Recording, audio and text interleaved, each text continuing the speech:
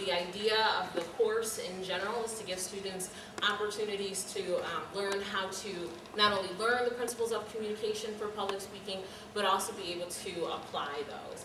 And so what I decided to do while I was on third-year leave was sort of learn more about social media and then try and figure out how we could incorporate it in a real sort of meaningful sense to the learning process. I think frequently we sort of talk about social media in a lot of different ways, but sort of figuring out how we can actually make it work to our benefit for the learning process as a much more challenging endeavor. So I want to sort of have the students have enough time to tell what's happening. From what I understand, each group is sort of going to go through their blog and going to go through how they came up with the concepts, what approaches they took for both the text posts and the video posts, and then we'll open it up for questions after that. So first, before we get started, I do want to thank the students for trusting me to go along on this experimental educational adventure,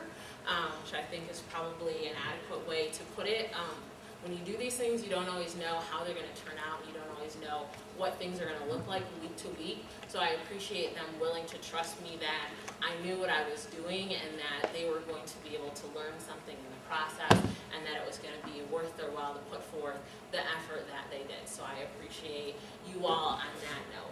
So now I will hand it over to the first group. And if you would please just hold your questions to the end when we have the open Q&A session.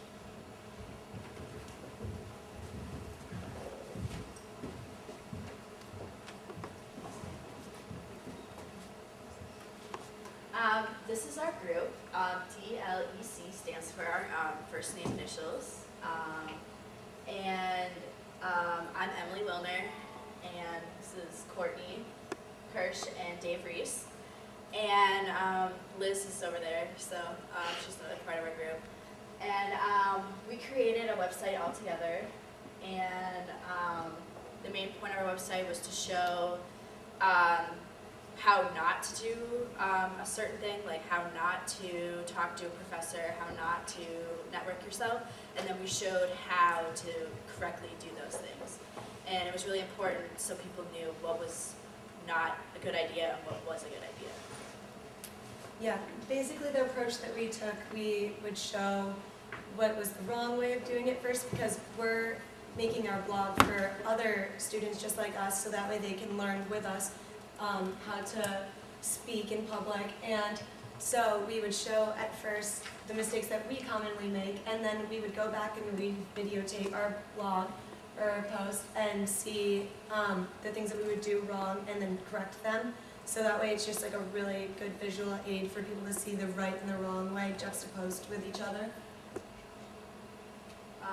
On the main points in our blog, we put up videos about public speaking, about the assignment that we had, and then we would post blogs, we would post our own entries, all four of us, so they could be ways of correctly, how you would do it correctly, or personal experiences. I personally did a lot of personal experiences of things that I currently had trouble with, like the project, like when networking, how I found it was hard, or how doing a presentation, how I thought it would be difficult, or how problems that I had with it.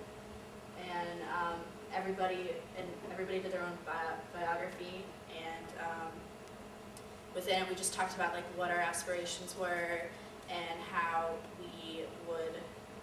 what we wanted to get out of the class, and just like personal background information. Also, another thing that sort of enhanced the educational experience by building a blog was that you're published and your work is out in the universe. So whereas in most classes you're handing your work into a teacher and you know that she's going to read it, but that's the only person that's really going to read it unless you get it back and you decide to give it to your friends.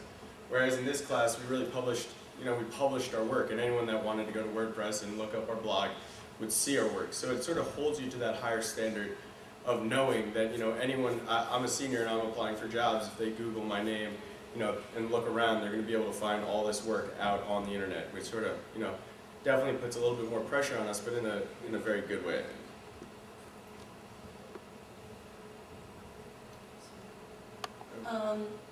This just explains the different kind of videos that we did. For our posts, we would take real life situations, not only things like this where we would be giving group presentations, but also roommate interactions and teacher interactions in order to kind of do an umbrella of all speaking situations of what is the correct way to handle yourself. The main points of our blog was we wanted something that other students could go to for advice about presenting, and they could feel comfortable about receiving this advice that's not from like someone higher up, it's for the students, by the students. And we also wanted to show the skills that we have for public speaking and how these skills could also help them for public speaking. And so we wanted to show the new approach of like how how mistakes could affect a situation and then how to correct those. And so yeah, what not to do with public speaking. Could you click on that one? This is an example of one of our videos, and it shows first the wrong way to do it and then the right way. So this is what we were actually doing on the blog, and this was a link for it. This is not all me. Like, she has her cat there, and yesterday she broke my speaker. Like, she just like threw it on the ground and said, like, she didn't say sorry. She just like, oops. Is this your side of the room or is this your side of the room? This is mine, but like, she just throws everything over here, and it's so annoying. Like, It's disgusting. It Who is. takes out the trash? either. Hey guys, oh my god, it's so messy. Courtney, like, we Did need you to leave like my bed? No, I don't touch your stuff. I don't That's touch not your- true, I didn't leave my bed like this. Why would I touch your stuff? Like, I don't know. like you just throw your stuff everywhere. Like your jerseys, like the cat is. Are you always kidding? here. Like, there's trash right here, these are your No, jeans, you like. stay here. Stay here. No, this is not okay. Like, I'm so sick of this. Like, this It's is all disgusting. yours. Are you This kidding? is It's not my. all your This stuff. is your shirt. Like, this is not. You borrowed that from me. No, I did not. I did not borrow anything of yours. Yes, I can. No, like come back here and talk about it. Like, No, this is just stupid, it's all your mess. no, it's not. Yeah. I think you should. Okay, so that was obviously the wrong way of handling the situation. We had Liz there, and she should have been there when we were having a confrontation. We were saying bad things about each other. No one was taking the responsibility for it, and it was just like a bad way of communicating. And there was just a lack of respect, and so the next part of the video is going to be the right way, how we should have handled it from the beginning. Talk to Courtney and figure out a solution for you guys. I mean, I know, like, it's really messy here, and I feel like it's in both of ours. Like, we just need to sit down and talk about it, like, really maturely. You need to confront her in like a calm manner. I know, hopefully we can just figure this out and it'll be fine. It's like, she's a really good roommate otherwise, you know? Yeah. Hey. Hey, Liz, do you think you could give me and Emily a moment to talk to each other? Yeah. Thanks.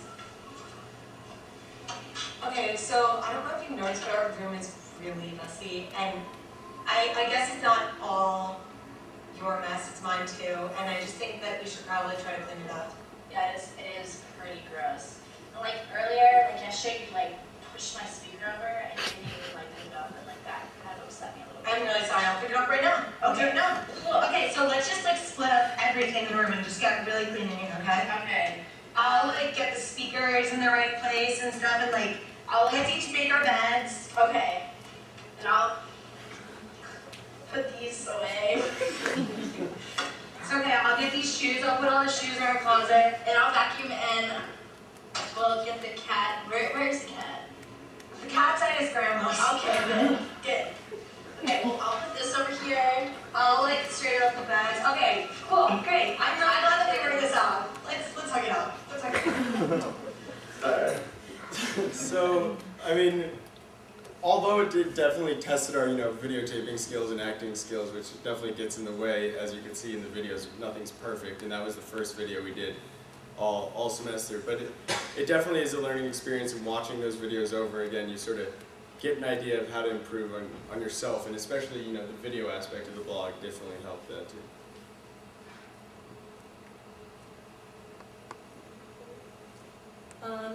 Well, we pretty much already touched on all of this, but basically, we just really hope that people can go to our blog and watch our videos and read our blogs and see the progress that we've made and what we've learned from this class, and then they can apply it to their own public speaking situations.